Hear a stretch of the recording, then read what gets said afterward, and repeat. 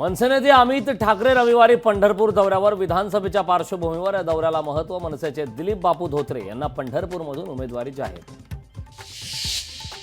गेवराईत भाजप आमदाराच्या घरासमोर कार्यकर्त्यांचा ठिय्या. आमदार लक्ष्मण पवार यांच्या घरासमोर आंदोलन.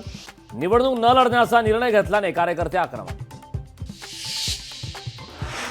शरद पवारांची सोमवारी चिपळूणमध्ये होणार सभा. संभाव्य उमेदवार प्रशांत यादव यांच्यासाठी सभेचं नियोजन.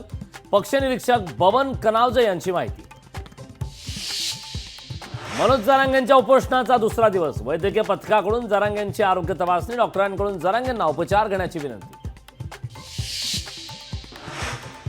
पंढरपुरातील धनगर आंदोलकांची प्रकृती ढासळली. आंदोलक माऊली हळणकरांना रुग्णालयात दाखल केलं.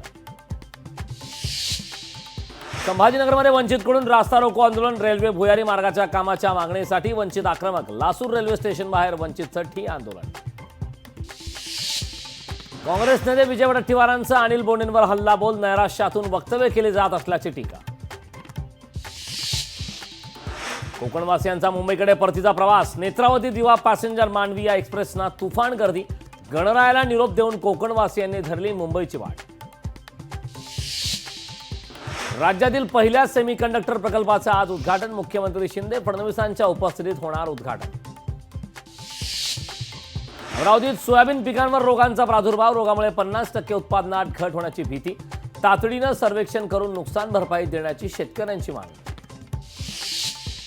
बीडमध्ये अतिवृष्टीचा खरीप पिकांना फटका. कापसाच्या पिकांचं सर्वाधिक नुकसान. शासनाने तात्काळ मदत करण्याची मागणी. सोलापुरात शहर वाहतूक शाखेची धडक कारवाई. कर्कश आवाज करणाऱ्या बुलेट सायलेन्सरवर फिरवला रोड रोलर. 3000 फॅन्सी नंबर प्लेटही केला नष्ट.